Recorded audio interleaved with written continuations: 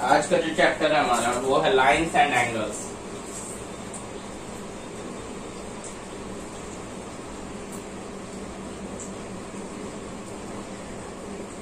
ठीक है, तो पहले थोड़ा चैप्टर पे फोकस करते हैं कि चैप्टर के नाम के अनुसार क्या क्या चीजें होती हैं। थोड़ा सा बेसिक जो आप भूल चुके हो क्लास 5, 7, 8 में ये सब पढ़ना है।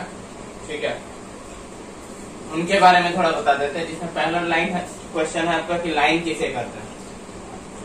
ठीक है, एक सिंगल लाइन, उसका डेफिनेशन क्या होना चाहिए। तो सबसे पहला चीज जो आप याद रखोगे कि लाइन जो होती है उसका मतलब होता है हिंदी में रेखा। क्या होता है? रेखा। अब सिंपल सी बात याद रखो, देखो रेखा, रेखा मान लो एक लड़की का नाम है। मानो अगर कि रेखा एक लड़की का नाम है तो उसका काबिलियत बहुत हो सकता है, वो कुछ भी कर सकती है, वो कुछ भी कर सकती है। लड़की है, स्टूडेंट है, अब वो चाहे बढ़िया से पढ़े तो टॉप कर जाए। ठीक है, नहीं पढ़ेगी, कम पढ़ेगी, रिजल्ट खराब आएगा। ऐसे भी 10th और 12th का रिजल्ट आ गया है झारखंड बोर्ड का। प्रदर्शन अच्छा रहा, नो डाउट, एग्जाम नहीं हुआ, लेकिन फिर भी रिजल्ट से सब खुशी है, दुख कोई नहीं है। तो यहाँ देखो, तो लाइन क्या है? लाइन जो है आपका, line is a shortest distance between the two given points. Shortest distance है, क्या है? एक छोटा डिस्टेंस है। हाँ, इतना बड़ा होगा, इतना बड़ा होगा, इतना इतना इतना, यानी कि 2 पॉइंट का शॉर्टेस्ट डिस्टेंस माना जाता है, दी टू गिवन पॉइंट। अब लाइन है, शॉर्टेस्ट डिस्टेंस है, तो एक लाइन हमेशा आपको पता होती है कि वो हमेशा एक स्ट्रेट लाइन होती है, पता है ना। अब जब स्ट्रेट लाइन होती है तो स्ट्रेट लाइन कैसी होगी? सीधी होगी। अब चाहो तो आप बी वाले पार्ट को एक्सपेंड कर दो, ए वाले पार्ट को एक्सपेंड करते जाओ, समझ रहे हो। आप चाहो तो कितना भी एक्सपेंड कर सकते हो। तो ये line is a shortest distance between the two given point. It can be extended. Extended का मतलब होता है बढ़ाना। ठीक है, एक्सटेंड करवा रहे हो एंडलेसली, यानी कभी खत्म नहीं होने वाला है, समाप्त कभी खत्म नहीं होने वाला। इतना बढ़ा रहे हैं, इसको बढ़ाते जा रहे हैं ऑन बोथ साइड, दोनों साइड से घटा बढ़ा सकते हैं। ठीक है, एंड इट्स ऑलवेज स्ट्रेट, ये हमेशा स्ट्रेट होगा। देखो डेफिनेशन कई तरह से हो सकता है। ठीक है, आप सीधा सिंपल भाषा में लिखोगे line is a straight line, line is always straight, line is always straight and it's 2 points. ठीक है, एंड इट्स एक्सटेंडेड एंडलेसली, कुछ भी लिख दो, क्योंकि आपको क्या है मतलब पता है, मतलब क्या है पता।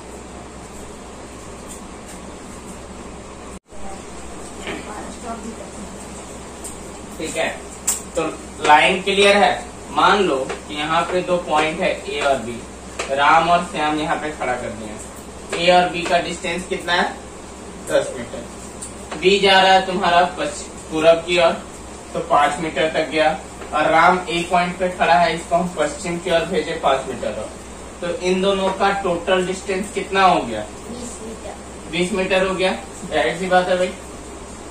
अब देखो, ये 5 + 5 10, 10 20 हो गया, और एक नया पॉइंट भी हम चाहे यहाँ बन गया कि राम अब सी पे खड़ा है और यहाँ राम डी पे खड़ा है। ठीक है, श्याम सी पे राम डी। तो लाइन देखो, लाइन कभी खत्म नहीं होने वाला। ठीक है, जैसे कि आपको पता होगा पृथ्वी पे एक मकर रेखा होती है, एक कर्क रेखा होती है, ट्रॉपिक ऑफ कैंसर होता है। ठीक है, ये पृथ्वी पर काल्पनिक रेखाएं खींची गई है। भूमध्य रेखा जानते हैं? हाँ, वही भूमध्य रेखा समझ लो। ठीक है, तो पृथ्वी पे भी रेखाएं होती हैं, भूमध्य रेखा होती है जो पूरा पृथ्वी पर है। तो क्या पूरा पृथ्वी से आगे नहीं जा सकते हैं? जा सकते हैं। ठीक है, स्पेस में चले जाओ, पृथ्वी से मंगल तक एक स्ट्रेट लाइन खींच देना, कर्क रेखा। और मकर रेखा। हाँ, मकर रेखा होता है, विषुवतीय रेखा होता है, आपका क्या होता है, भूमध्य रेखा होता है, बहुत कुछ होता है। विषुवतीय रेखा। अच्छा सर, ये वो जियोग्राफी बताएंगे तब बताएंगे, अब यहाँ ध्यान दो। लाइन सेगमेंट, लाइन क्लियर है? बस ये याद रखना है कि इसका दोनों पॉइंट में किसी को भी कितना तक भी बढ़ाया जा सकता है। Line segment, A part of line is called line segment, A line segment is fixed. Line segment को हिंदी में बोलते हैं रेखा खंड। क्या बोलते हैं भाई? खंड, खंड खंड, यानी कि पॉइंट फिक्स्ड है कि अगर ए का मान यहाँ है और बी का मान यहाँ है तो ये ए और बी से आगे नहीं बढ़ सकता है। ठीक है, ए और बी क्या हो गया? Point are fixed. तो तुम इसका डेफिनेशन ऐसे भी लिख सकते हो, line segment is a line part of line that initial point and final point are fixed. ठीक है, डेफिनेशन कुछ भी हो सकता है, बस आपको चीजें समझने की आवश्यकता है। रे, रे क्या है? ए portion of a line which can be extended infinitely। A portion of a line यानी लाइन का एक पोर्शन है बस। ठीक है, तो उसको इन कर दीजिए बढ़िया से, अन लग रहा है। कौन सा? ये एट के बाद ये अच्छा, कोई दिक्कत नहीं, आई के ऊपर बिंदु लगा हुआ ना, समझ जाएंगे। A portion of a line which can be extended infinitely at in any one direction from a point is called ray. देखो, लाइन का एक portion which can be extended infinitely, infinitely का मतलब अनंत हो गया। ठीक है, मान लो ए पॉइंट ए है, बी पॉइंट बी है, और तुम चाहो तो बी को एक्सपेंड कर दो, करते जा रहे हो करते जा रहे हो करते जा रहे हो। ठीक है, लाइन पूरा सा गड़बड़ी, उधर पॉइंट होगा, एरो नहीं होगा। इधर इधर, हाँ चलो, ये बात सही कहा। मामा जी और एरो मिटा दीजिए, एरो का मतलब आगे बढ़ता है। हाँ, तो वो आगे नहीं बढ़ता। ओ हाँ हाँ, मामा जी, अगर हम बी के बदले ए को बढ़ाना चाहे तो एक एरो का मतलब होता है कि ये आगे बढ़ता है। सही कहा आपने, बिल्कुल। और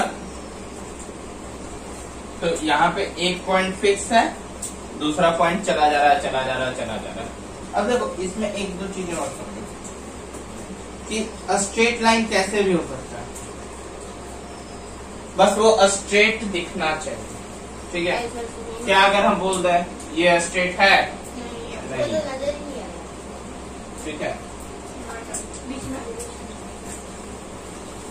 तो बस ये समझने के लिए टॉपिक था, ये क्लियर है? रे समझ में आ गया? एक पॉइंट इंक्रीज करेगा, इनफाइनाइट का मतलब होता है अनंत, बहुत दूर तक, कभी खत्म ना हो। चलो, इसके बाद एक और टॉपिक है, देखो प्लेन। क्या है? प्लेन। अब एक फ्लैट सरफेस, एक फ्लैट सरफेस, प्लेन भी पढ़ना है। मेरा में नहीं है। देखो, सबको पढ़ना, आपका में नहीं है तो अब आप बड़े हो गए तो उन्होंने सोचा कि जानना जरूरी नहीं है, लेकिन समझो a plane flat surface that can be extended in all direction. ठीक है, that can be extended in all direction indefinitely is called it's plane. मतलब कि अगर समझा जाए थोड़ा सा,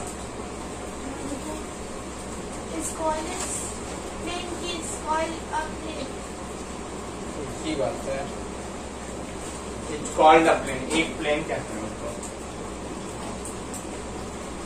क्या बोले? इसको थोड़ा बैक जाके सब स्क्रीनशॉट ले लेगा, नहीं तो नोट कर लोगे एकदम सही आपका। देखो, प्लेन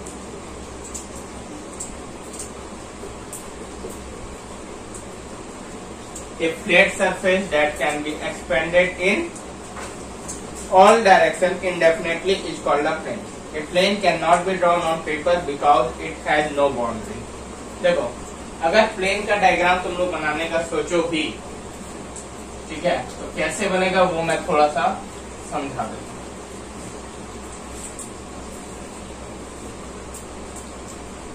अब बोलोगे सर ये तो आपने कुछ रेक्टेंगल जैसा बना दिया, या पैरालेलोग्राम आप कह सकते हो। पैरालेलोग्राम कहना ज्यादा बढ़िया रहेगा, ठीक है। अब समझो इस चीज को,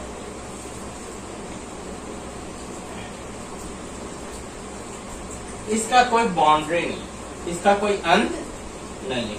ये इनमें से जुड़ जाएगा, इनमें से। हाँ, और देखो ये किधर भी बढ़ सकता है, कैसा भी बढ़ सकता है, चाहो तो सिर्फ इसी पार्ट को बढ़ाते जाओ। उसके बाद इसका एक और खास बात है, ये सिर्फ ऊपर और नीचे से नहीं बढ़ता है, ये हाइट और लेंथ और ब्रेथ के अनुसार भी बढ़ता है, सब तरफ से बढ़ सकता है, किसी भी तरह से, कोई भी डायरेक्शन में बढ़ सकता है। यानी कि इसका डायग्राम इस तरह भी हो सकता है, ऐसे वैसे नहीं होगा, रहेगा ये प्लेन ही। प्लेन मतलब क्या समझते हो, सिंपल समझो, एक फ्लैट सरफेस, सतह, चपटा। फ्लैट मतलब क्या होता है, चपटा, कोई सतह है। सरफेस मतलब कोई क्या है, सतह है। तो एक फ्लैट सरफेस है भाई। सर उसका ऊपरी सतह भी बढ़ सकता है, उसका साइड भी बढ़ हाँ। सकता है, उसका निचली सतह भी बढ़ बिल्कुल सकता है। बिल्कुल, यानी कोई भी डायरेक्शन में हम इसको बढ़ा सकते हैं। बस इसी कारण से इसका कोई फिक्स डायग्राम नहीं है, ठीक है। चलो बहुत अच्छा, आप लोग प्लेन भी समझ गए। अब आगे बताओ, कॉमन क्या लिखे हैं, कॉमन होगा कि कॉमन एंड होगा, कॉमन एंड होगा। देखो एंगल, अब जो हमारा टॉपिक है वो कह रहा है एंगल, कोण किसे कहते हैं। Two rays have common end point form an angle. एकदम सीधा सा डेफिनेशन है, कोण किसे कहते हैं, जब दो रेज मिलकर जिनका कॉमन एंड पॉइंट होता है फ्रॉम एन एंगल। तुम अगर देखोगे तो यहाँ दोनों ए से निकल रहा है, ओबी और ओ ए को चाहो तो तुम कितना भी एक्सपेंड करा दो, बी को चाहो कितना भी एक्सपेंड करा दो।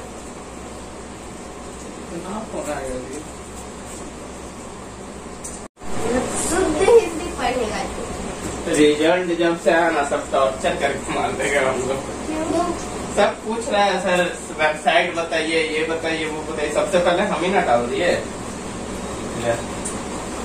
जैसे ही आया न्यूज आया 2:39 में न्यूज फ्लैश हुआ कि आज रिजल्ट जारी होगा, तो हम फटाक से स्टेटस डाल दिए, कोचिंग का ग्रुप जो था उसमें भेज दिए। उसके बाद 3 बजे लिंक आ गया, एग्जैक्टली 3 बजे, तो हमने सबको लिंक भी शेयर कर दिया फटाफट। और वेबसाइट तब से क्रैश होते जा रहा है, फिर जैसे जैसे लोड बढ़ेगा क्रैश हो जाएगा वेबसाइट, मतलब कि चलना बंद कर देता है, सर्वर बिजी बता देता है, बहुत तरह का प्रॉब्लम हो जाता है। जब एक वेबसाइट पे एक साथ बहुत, क्योंकि देखो एक ही टाइम पे वही 1-1.5 घंटा में जितना लोग है, झारखंड बोर्ड का रिजल्ट आया जैसे कि, तो उसी टाइम पे झारखंड बोर्ड से लगभग 4 लाख बच्चा एग्जाम दे रहा होगा, 10th का, 12th का भी 2-3 लाख होगा, तो 6-7 लाख बच्चा एक ही साथ तो सर्वर पे चला गया ना, वो सब वेबसाइट पे चला गया। अरे 6-7 लाख नहीं गया होगा तो 2 लाख 3 लाख गया होगा, 2 लाख 3 लाख जाएगा तो वेबसाइट अचानक से उतना सारा लोड को संभाल नहीं पाएगा, क्योंकि सब कोई वही, मान लो सिंपल सी बात है, कंप्यूटर में कीबोर्ड होता है, कीबोर्ड में एक बटन है, एक बटन है, मान लो उसको सबको यूज करता है, सबको वही बटन को दबाता है सबसे पहले, और कोई बटन का यूज नहीं करता, ठीक है। मान लो तो सबसे ज्यादा उसी पे लोड पड़ेगा, ठीक है। तो बिल्कुल उसी तरह हो सकता है कि वो बहुत ज्यादा यूज करने से, अब 4-5 लाख आदमी एक ही कंप्यूटर का कीबोर्ड पे एक ही बटन पे दबाएगा बार बार, तो खराब होगा ही, और वो भी 1 घंटा के अंदर। तो वही चीज यहाँ भी होता है, 1 घंटे के अंदर ही। हाँ, अब रिजल्ट आएगा तो जाहिर सा बात है कि सबको तुरंत चाहिए होगा, कोई चाहेगा कि मेरा रिजल्ट हम 1 दिन बाद देखें, नहीं, सिंपल सी बात है, समझो। रिजल्ट खुला हुआ अभी भी देख सकते हैं। हाँ बिल्कुल, चलो देखो, 2 raise have common end point form an angle.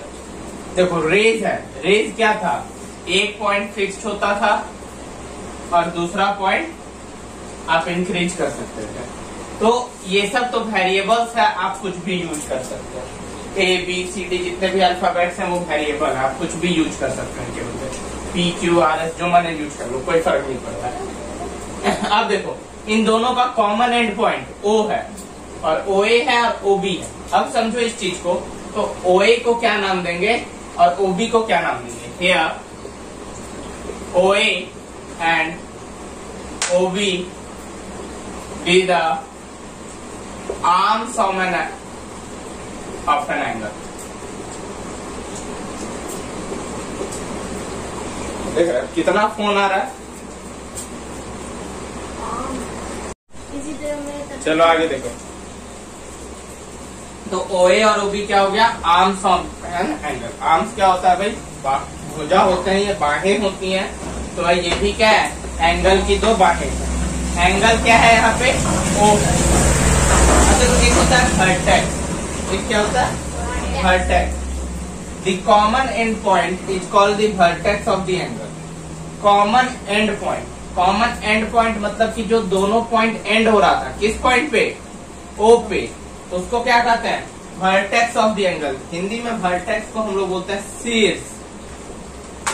जैसे एक ट्रायंगल है या एक रेक्टेंगल है,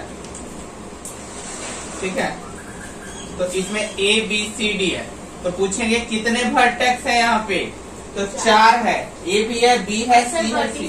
क्या होता है, समझो इसको, जो सबसे किनारा वाला पॉइंट, सबसे किनारा वाला पॉइंट है, सबसे, हाँ यही वर्टेक्स का ही, ये क्या बोलता है, प्लूरल फॉर्म है वर्टिसेस, ठीक है, तो कंफ्यूजन नहीं होना। वर्टिसेस जब 4 रहेंगे, जैसे इनमें 4 है, अभी तो इसमें 1 है ना, तो ये वर्टेक्स हो गया, लेकिन अगर 4 हो गया तो शीर्ष हो गया, यानी वर्टिसेस हो गया। अब देखो इसका शीर्ष क्या है, यानी इसका हाइट के अनुसार सबसे ऊंचा पॉइंट ये वाला, इसका हाइट के अनुसार सबसे ऊंचा ये है, इधर से ये, इससे ऊंचा कहीं है, किनारा, कोना कौन सा है, 4 है। बचपन में सब कोना कोना खेलता था ना, ठीक है। चलो वर्टिसेस समझ में आ गया क्या होता है, तो 4 होंगे इसमें। अब यहाँ पे देखो एंगल को रिप्रेजेंट करने की बात आती है, तो यहाँ पे एंगल O से हम इसको रिप्रेजेंट करते हैं। मान लो एंगल O यहाँ कितना है, 30 डिग्री है। कितना है एंगल O, 30 डिग्री है, मान लीजिए हम खुद से, कोई दिक्कत नहीं है। तो एंगल O और एंगल AOB या फिर एंगल वही समझा रहे हैं, 1 मिनट सब्र तो करो जरा। एंगल AOB भी यहाँ पे 30 डिग्री, ठीक है। कैसे दर्शाया हमने, AOB यही रेखा है।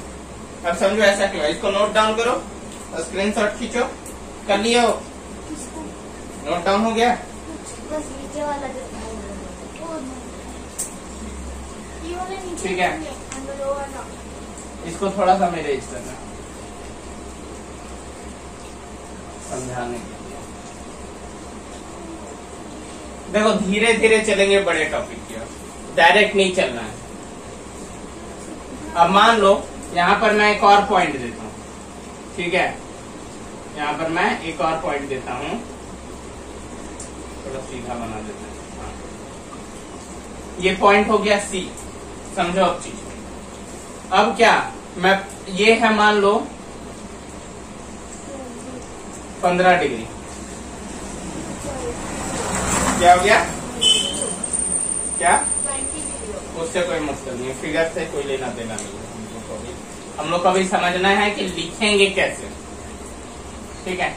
OA, अब देखो यहाँ पे भी आप क्या बोल सकते हो, एंगल O 15 डिग्री है, नहीं, क्योंकि अब गलत हो जाएगा आपका, क्योंकि वहाँ 2 एंगल है। तो यहाँ पे अब इसको कैसे लिखोगे, अगर आप AOB दर्शा देते हो तो आप तो 30 डिग्री को दिखा रहे हो, तो आपको क्या दिखाना होगा, एंगल COA, एंगल COA बराबर 15 डिग्री, या फिर आप इसको लिख सकते हो एंगल AOC। या तो इस भुजा से शुरू करो या तो इस भुजा से, बीच में वही रहता है जो एंगल दिखाता है, जैसे O। अब यहाँ पे अब अगर हम यहाँ पे एंगल O का मान जानना चाहते हैं, अगर एग्जाम में पूछ दिया कि एंगल O कितना है, तो यहाँ पे हो जाएगा angle AOB plus angle AOC, AOB plus angle AOB 30 degree plus 15 degree 45 degree. समझ में आई बात? क्लियर है? छोटा सा चीज है AOB प्लस AOC दोनों मिल गया ना, तो ये हो गया। अब ये 30 है, ये 15 है, दोनों मिलकर 45 हो गया भाई। क्लियर है? चलो नोट डाउन करो। अब आप लोग चीजें समझ रहे हो, बहुत बेसिक चीजें आपसे क्लियर कर ली हैं। अब हम लोग चलेंगे मेन क्वेश्चन पे।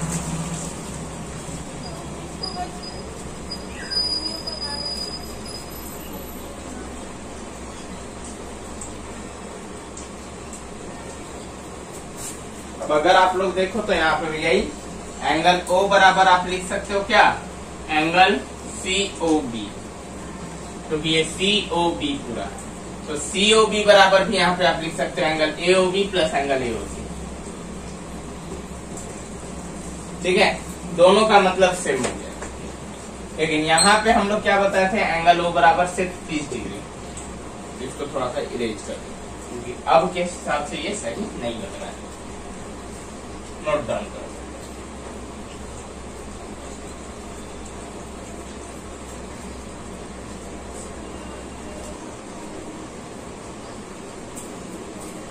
अब देखिए, कुछ हम बेसिक एंगल की बात कर रहे हैं जो आपको जूनियर क्लासेस में पढ़ा। अब आप क्लास 5 के हैं, 7 के हैं, 9 के हैं, 10 के हैं, आपको ज्योमेट्री का ये चीजें पढ़नी ही पड़ेगी। ये आपका लाइन्स एंड एंगल्स जो आता है वो आता है ज्योमेट्री। ठीक है, हिंदी में कहते हैं इसको ज्यामिति। तो सबसे पहला जो है एक्यूट एंगल। अब देखो, इसको समझने के लिए थोड़ा सा हम लोग कुछ नया तरीका का इस्तेमाल करेंगे जो आप लोग को फ्यूचर में बहुत काम आएगा। अभी तक एंगल जो था ये A है, ये B है। ठीक है, हम लोग इसको क्या मान रहे थे? O मान रहे थे, O मान रहे थे ना। लेकिन अब हम लोग इसको थोड़ा सा मानेंगे थीटा। क्या मानेंगे? थीटा। इसका नाम ही है थीटा। और ये क्लास 10 में ही आप लोग सबसे पहले मिलोगे। अगर आप ICSE के हो तो आपको क्लास 9 में भेजोगे। ठीक है, this is called theta. Theta भी एक तरह का वेरिएबल ही है, उसको एंगल्स को लिखने में यूज किया जाता है फ्यूचर क्लास में। ठीक है, थीटा 1, थीटा 2, थीटा 3। कारण इसलिए लिखा जाता है कि जैसे AOB, BOC कितना लिखोगे आप? ठीक है, तो यहाँ थीटा का यूज किया जाता है। तो मान लो आपका थीटा 40 डिग्री है। ठीक है, तो ये कौन सा एंगल होगा? एक्यूट एंगल होगा कि नहीं होगा? सो होगा।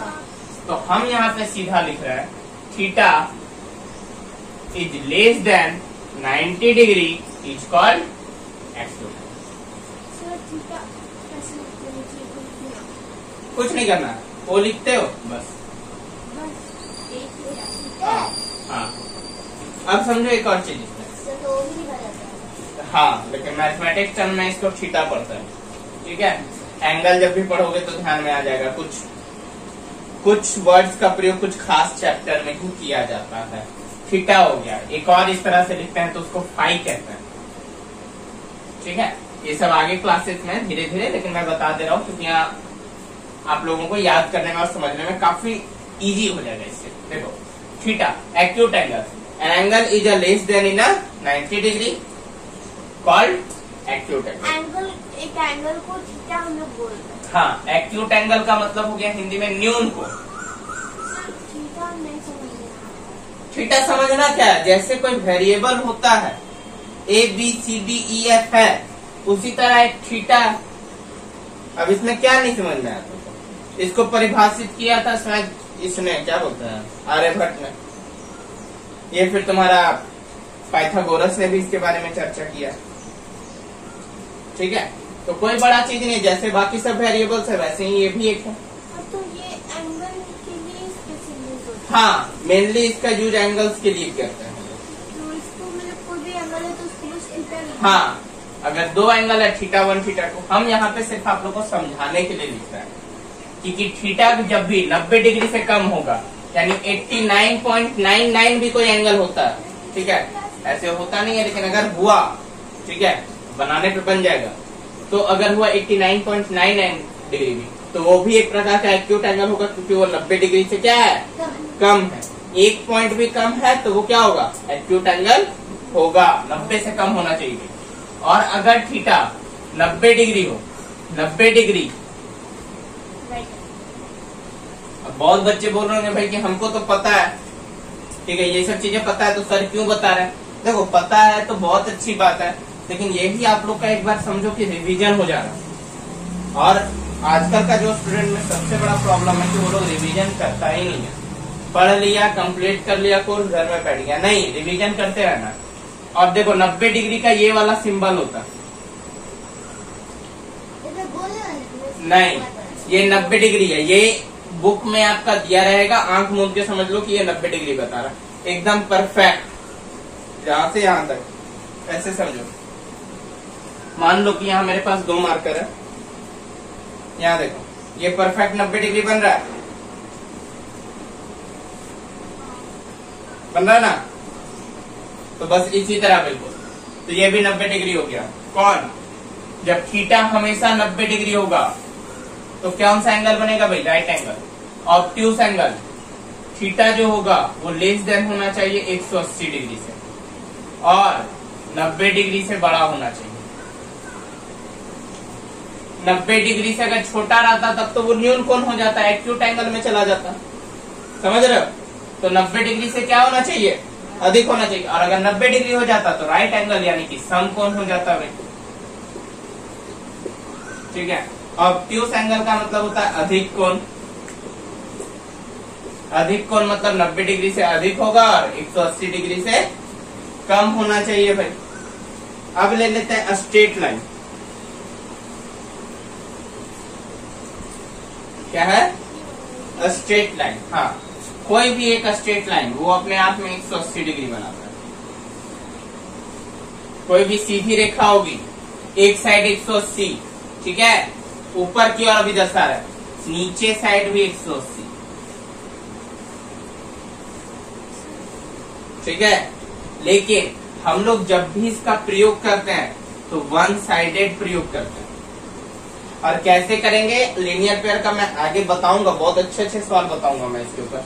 मान लो जैसे कि एक रेखा है, ऐसे काट रही है, ऐसे काट रही है, ठीक है, और इस एंगल का मान दे दिया गया है 40 डिग्री, इस एंगल का मान दे दिया गया है 40 डिग्री।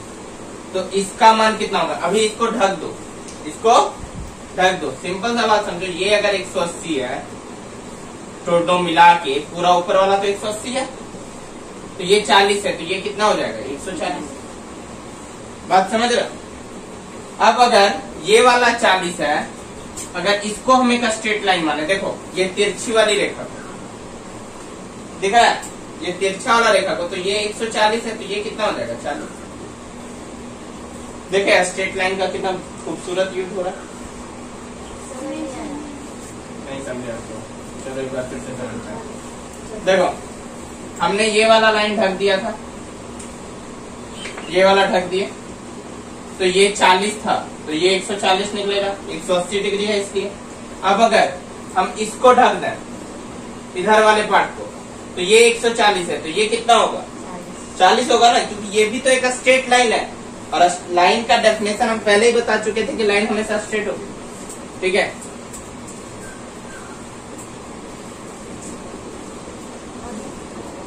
अब देखो, तो ये समझ में आ गया स्ट्रेट लाइन कितना डिग्री का होता है भाई? 180 डिग्री का। तो यहाँ थीटा बराबर आप क्या कर दोगे? 180 डिग्री। और देखो लीनियर पेयर कुछ होता नहीं है। लीनियर पेयर, पेयर का मतलब क्या होता है पता है? जोड़ा। क्या होता है? जोड़ा। युग्म इसको बोलते हैं हिंदी में, शुद्ध हिंदी में क्या बोलते हैं? युग्म। युग्म का मतलब होता है पेयर, जोड़ा। लीनियर, लीनियर का मतलब होता है सीधी, ठीक है। तो जब एक लाइन आप खींचते हो, तो ये सीधे लाइन पे एक लाइन खींचते हो, तो ये बंटवारा हो गया ना, तो बन गया युग्म, पेयर बन गया। बस यही चीज है। अब इस पर बेस्ड हम जब क्वेश्चन करवाएंगे तब आप लोग और आसानी से समझ जाएंगे। अब एक होता है रिफ्लेक्स एंगल। क्या होता है? Reflex angle. अगर मान लो यहाँ पर 40 डिग्री है, क्या? थीटा। थीटा क्या है? 40 डिग्री है। तो हम क्या पूछ रहे हैं? रिफ्लेक्स एंगल पूछ रहे हैं। रिफ्लेक्स। रिफ्लेक्स मतलब कहाँ देखते हो आप रिफ्लेक्ट पार्ट?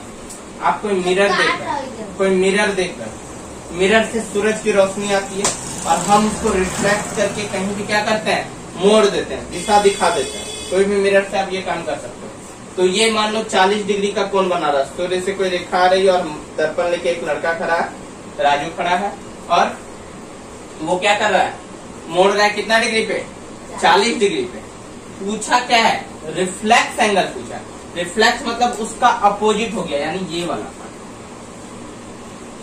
और आपको पता है कि एक कंप्लीट सर्कल, किसी लाइन पर एक कंप्लीट सर्कल कितना डिग्री का बनाता है, अभी अभी बताए थे 360।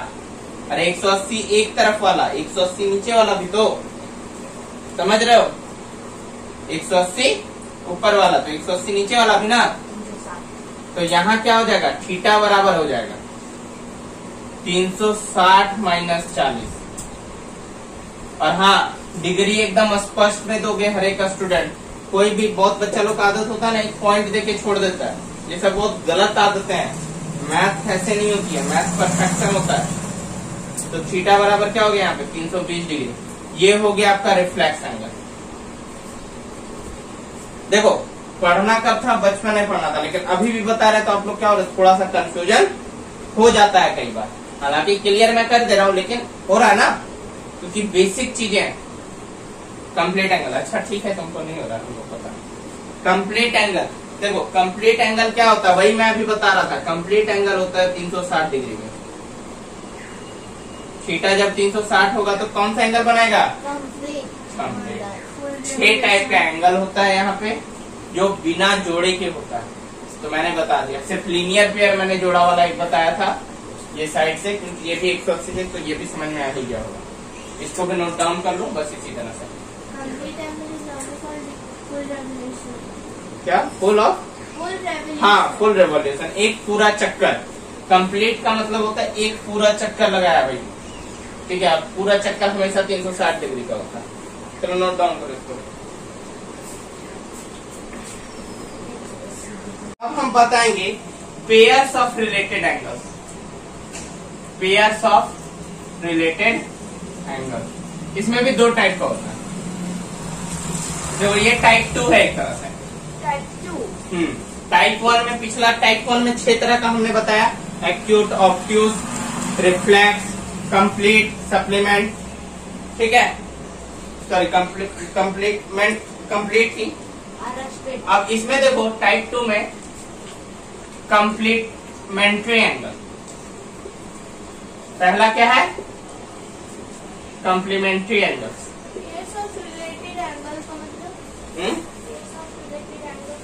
पेयर्स ऑफ रिलेटेड, पेयर्स मतलब अभी अभी चीज समझाए थे, युग्म, जोड़ा।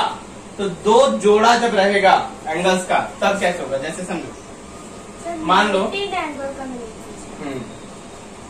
ए है, ये बी है और ये ओ है, और इसका मान मैंने दे दिया 30 डिग्री, ठीक है। अब डी हो गया, ई हो गया, क्या हो जाएगा, हमें दिक्कत हो रहा है क्या, चलो देखो, डी ई एफ है, ये 40 डिग्री है, ठीक है। तो कंप्लीट एंगल जो होता है, सॉरी ये 50 डिग्री कर लो, ठीक है।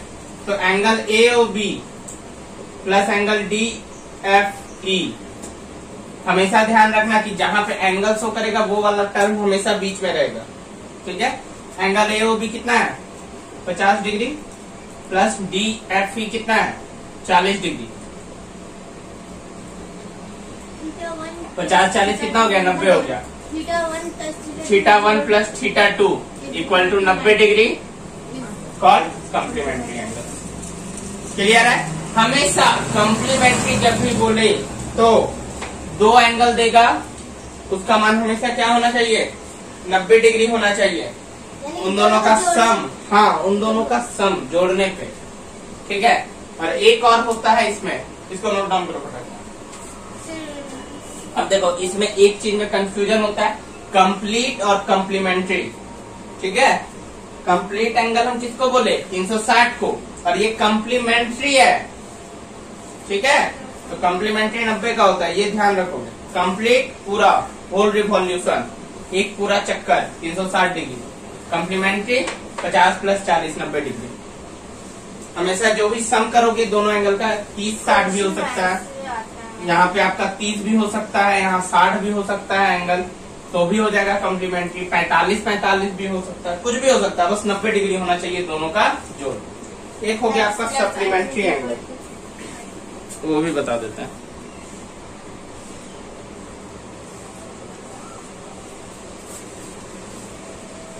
अब देखो सप्लीमेंट्री एंगल जो होता है, 70 डिग्री आप सही बोले।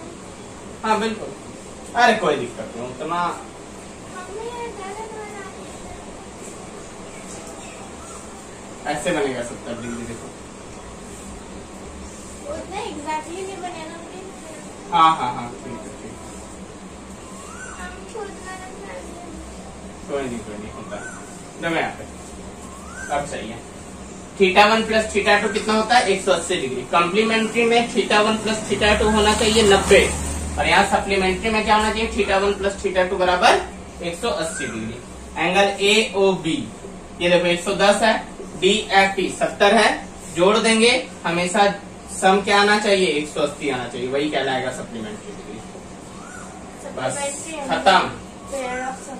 हाँ ये था कुछ बेसिक्स एंगल्स के बारे में, जिनके बारे में हम लोग बचपन से पढ़ते आ रहे थे। ये भी बताया क्या कि कोई भी दो जो पेयर है दोनों में से किसी एक का, जैसे कॉम्प्लीमेंट्री में जैसे कि एंगल A और B है यानी 50 डिग्री है, उसका कॉम्प्लीमेंट 40 डिग्री होगा। मतलब दोनों में से कुछ जो अरे तो- एक एंगल हो तो उसको हाँ complement ठीक होगा। है, तो वही ना हो गया। जैसे देखो सप्लीमेंट में तुम ले लो कि मान लो तुमको सिर्फ θ1 ये दिया है 110, ये देवे नहीं दिया, ये दिया ही नहीं है, तो बोल रहा है कि दो एंगल्स है और वो दोनों सप्लीमेंट्री एंगल, ठीक है, और एक है 110 डिग्री, तो 110 डिग्री का सप्लीमेंट कितना होगा ये प्रश्न है।